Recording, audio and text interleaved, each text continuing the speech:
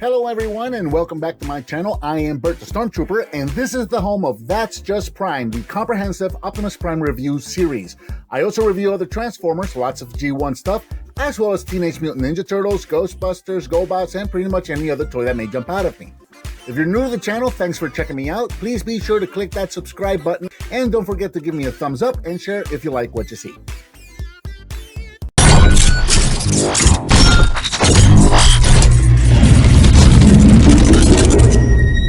Autobots, roll out!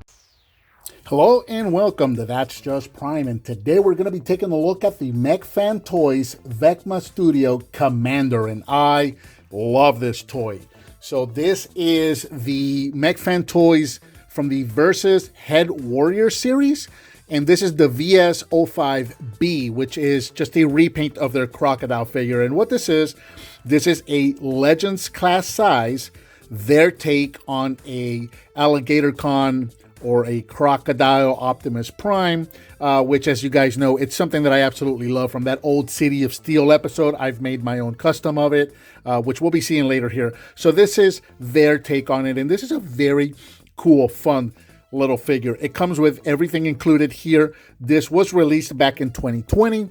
It retails for approximately $30 to $35, depending on where you buy it. You have to look online on several different retailers and see which one fits you best. But taking a look real quick at the packaging. So the packaging's got some really cool artwork. I absolutely love this artwork because on first glance it looks like G1 Optimus Prime, but then you start noticing some design differences, and I just absolutely love that G1 style or G1 based artwork that they do on these guys. And then you can see that he's a head warrior, the little, I guess he's called chromium deformation into Cool One's head. He's also called Cool One. They got like these third-party figures nowadays, they seem to have like 50 names, so Cool One is another name for this guy.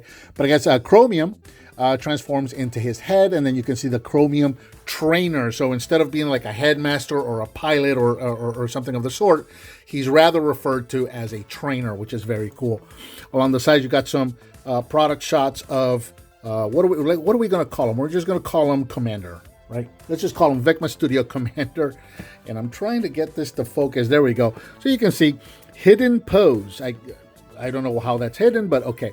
Display of weapons, which he does come with quite a few. Some artwork showing some of G1 inspired headmasters there. And then along the back, some more pictures of the actual product itself. Display of weapons, toy display, state in driving, which I think it's kind of funny. And then warrior model. He's a model because he's beautiful. And then it's the Rebirth VECMA Studios Head Warrior VS-01. So yeah, they're the whole Rebirth thing, they're kind of dipping their toe, I think, a little too deep on the deep side of the pool, aren't they? Anyway, that's it for the packaging. We'll set that aside. Let's take a look at some of these sheets that he comes with. He comes with 2 sheets. This is the first one. And this is just VECMA Commander, which is going to be what we're calling them from going forward.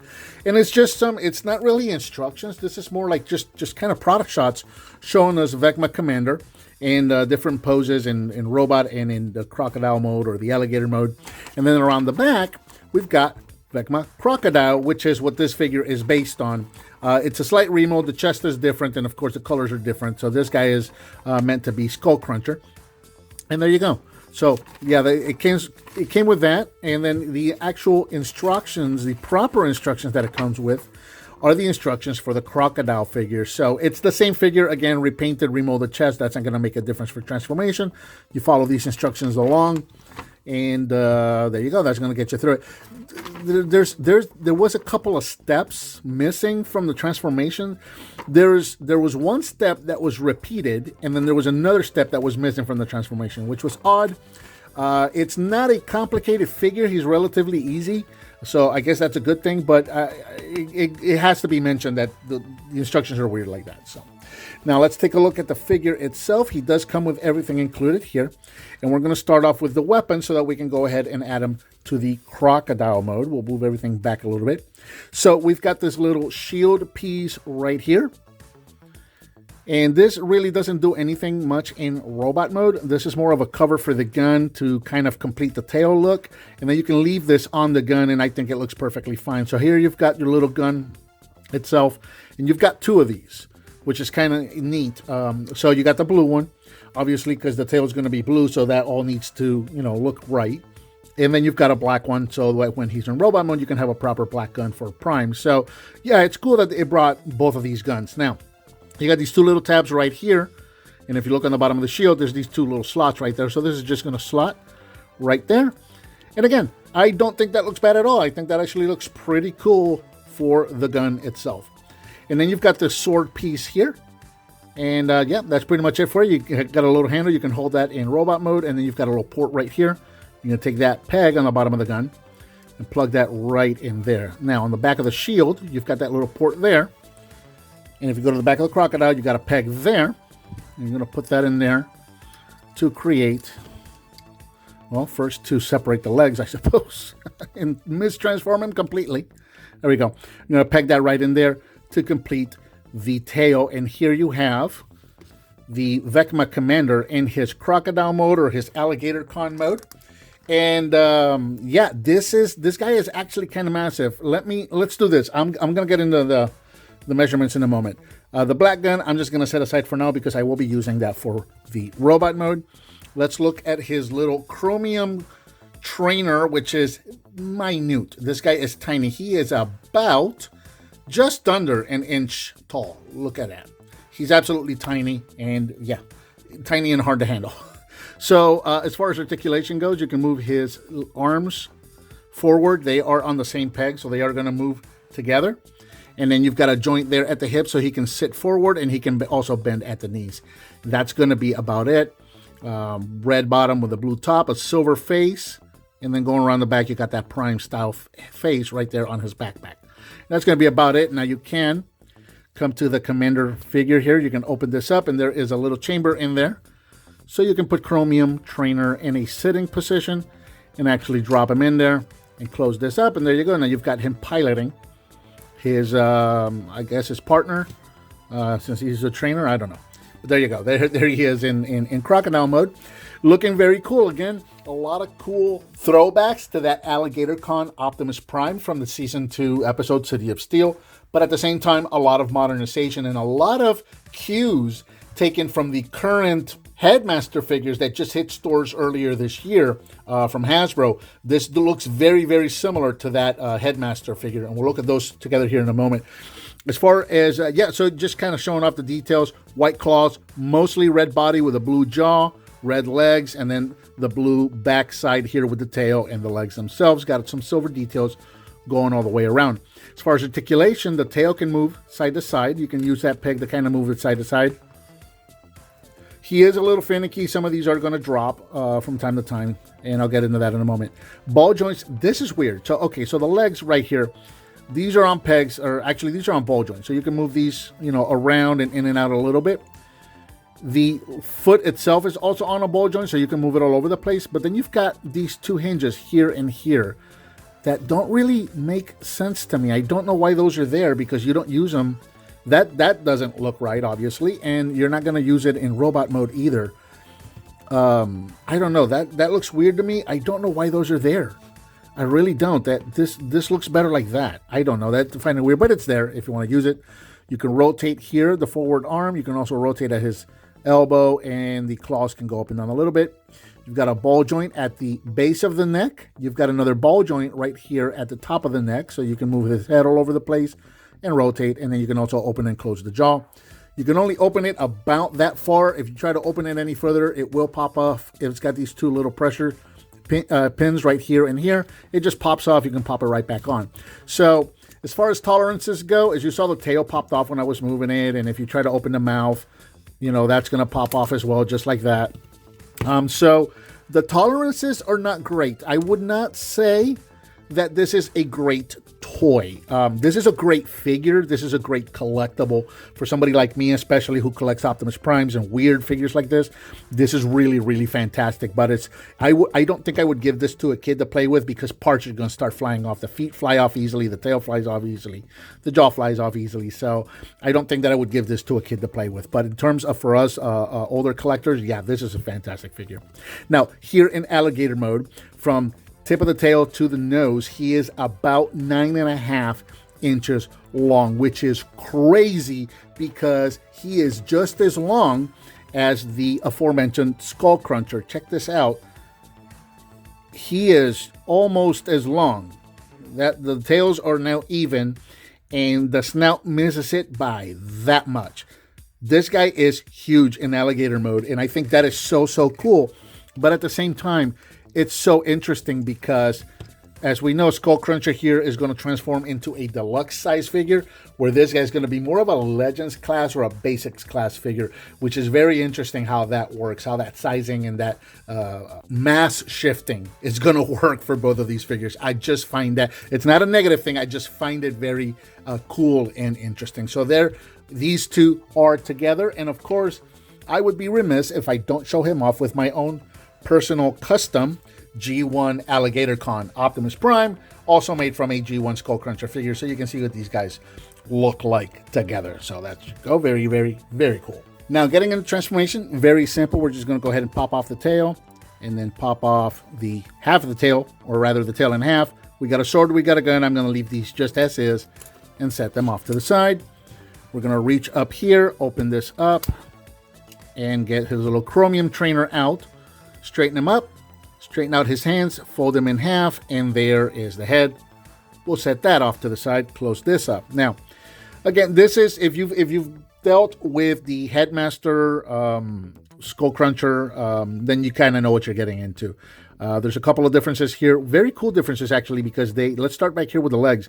They did address something that I thought needed addressed in the Skull Cruncher figure, and they actually did it here. It's a little fiddly, but man, the end result is amazing. So you're just going to take this back here, pop these off. These are tabbed in to these two slots here, and as you rotate these are probably going to come apart. If they don't, there's a little T-bar right there where they are pegged in. Come around the front, bring this down and flip it. That's going to form the toes, which is really cool. And then these guys are actually going to turn around. These little panels are going to spin, and the whole leg is going to actually go into the shin, which again, I think is fantastic. It is fiddly though, and sometimes you're going to pop parts off. It's going to make snapping sounds. It's going to feel like you're going to break it. It doesn't feel like it's going to fit. So it is not the easiest or fun thing to do. Again, see, the foot just popped off. Like I said, I would not give this to a kid to play with because it's just not the most fun toy, but it can be done. And of course, now that I'm on camera, it's going to give me a hard time, but there you go. Make sure that's all straightened out. Okay, so I was totally doing that wrong. So what we're going to do is we're going to take the foot here, use the ball joint, and flip it around. And now we can go ahead and turn it over. It doesn't really make things any easier. I guess it did do it, make it a little easier, but it is still going to be finicky and fidgety and kind of hard to get in there. All right, we got that side in there. Let's see if the other side proves any easier. This is really the only part of the figure that I find finicky and quite frankly not easy or fun to transform. But once it's done, again, it is kind of worth it in that it really cleans up the look of the robot. So there you go. That side actually went considerably a lot better than this side went. I don't know what the heck would just happen when I did this side. This is what happens anytime you turn the camera on. Things just don't want to go the way you want them to go. But there you go. So the feet are now done. And yeah, again, it really cleans up the look of the robot. You can, go around the other side now and you can see the robot starting to take form. And look at how clean the legs look. I absolutely love that. Now we're going to come up here to the head. We're going to unpeg the head and rotate it back. So these two pegs are into these two holes right here on the shoulders. And this guy's just going to go all the way back and rest on his back just like any Alligatorcon or Skull Cruncher figure does. Bring the arms down and straighten them out. Arm down, straighten it out. And I also like what the hands do. Although that's kind of cool having that claw look right there. But what we're going to do is going to bring the claws down, which is going to reveal the fists. Now, when you bring it down here, you'll notice there's a little tab hole right there and a little tab on this panel. This panel is going to rotate, and then you're going to lock that panel right into the fist right there, and then bring the claw the rest of the way down. There you go. Now it's just a matter of getting everything straightened out. Same thing on this side. Bring this out. Bring out the fist. Bring this panel down and tab it into the fist. which is nice because it makes it secure, but yes, it will hinder, or rather, completely make it to where we have no wrist articulation. But there you go. Okay, now we're going to bring in the trainer piece, and the little head part is just going to peg into that hole right there. And there you've got VECMA Commander Alligatorcon Optimus Prime in robot mode, looking absolutely fantastic and standing at approximately 5 inches tall. Bringing this guy in close so you can see all of the details on him. Look at that head. Absolutely love that head. He looks fantastic. And of course, all of the details. He looks like Optimus Prime. And he's, I love the little details of the scales on his legs and the scales on his arms, that kind of stuff. Even the scales right here for his ribs. Love those details because he looks like G1 Optimus Prime, but there's something going on and you don't quite know what that is until he transforms and reveals himself to be an alligator. Absolutely love that. Going all the way around, you've got the head resting back here. If you want, you can turn it around and rest it that way. Completely up to you, whatever you think looks best. Actually, I kind of like that because it, let me straighten these out so he's got the scales pointing out. And it kind of gives him a red backpack. I kind of like that. I think I'm going to go with that. I don't think that's official, but anyway. Again, the alligator legs locked into the inside of the shins absolutely cleans this figure up and makes it look fantastic. So great figure all the way around. Articulation-wise, the head can turn side to side. And that's because that base where that peg hole is at is actually a spinner. So that actually spins and allows you to turn the head side to side, which is very nice. The base of the shoulders are on hinges that can move up and down, and then the outside part of the shoulders are on ball joints, so forward and backwards, front to back, all the way around. You can rotate at the bicep, you can bend at the elbow, and you can rotate at the forearm. Even though you don't have rotation at the wrist, you can rotate at the forearm, which does help for posability. You got a rotation at the waist, which completely didn't need to be there because you don't rotate the waist for transformation on this guy, so that's awesome that they did that.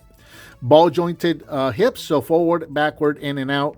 Rotation at the thigh, bend at the knee, and then the little toes, the little tips of the toes here are ball jointed, so you can move them up and down, and you can also angle them. Even though he doesn't really have an ankle tilt, you can actually make him look like he's got an ankle tilt, which again really helps with posability and makes this guy look awesome. As far as weapons go, so we'll bring all these weapons in.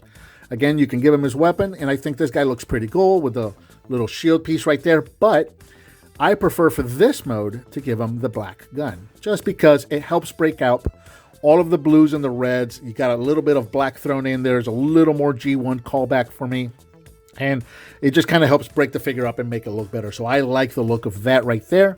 And then, of course, you can give him his tail sword as well, which he can hold in his either hand. And there you go. Now he's all ready for combat, which, again, I just absolutely love this figure. He's a fun figure for me, as you saw, obviously a little fiddly and not something I would give a kid. But there you go.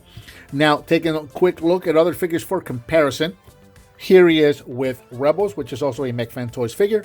Their take on Orion Pack. So you can see what these guys look like side by side. And again, the Commander is just a little taller than Orion Packs, which I think is exactly the way it should be. That looks well and or looks great, and I think it scales very, very well. Here he is one more time next to Skull Cruncher from Hasbro. And again, I just find it very cool and interesting that two alligators or two crocodiles that were the same size in their beast modes, one grew up to be a whole deluxe size figure where the other one stayed at a Legends class. I think that is just really cool and interesting. So there you go. That's what those guys look like together. And again, here he is with my own custom G1 Alligatorcon Optimus Prime. So you can see what these guys look like together. Very, very cool. Again, yeah, I kind of wanted to leave this part for the end of the video, but then I went ahead and just said it throughout.